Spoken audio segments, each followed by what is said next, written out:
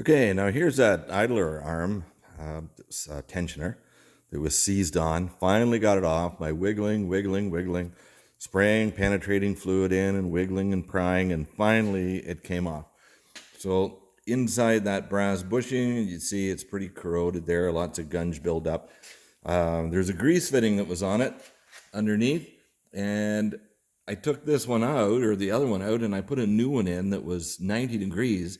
The other one was pointing at 45 degrees, and maybe it was a little hard for somebody to get a grease gun in there. Anyways, it hadn't been lubricated. I'm going to hone that out to clean it.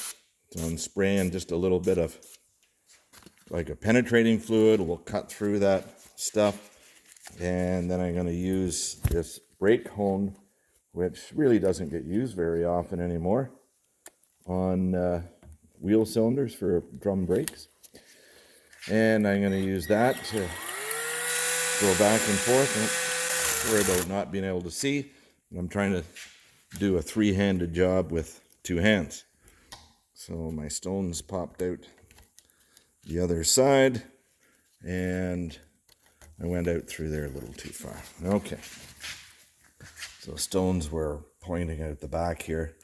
So this is just going to hone that, and I'm just going back and forth a little bit here.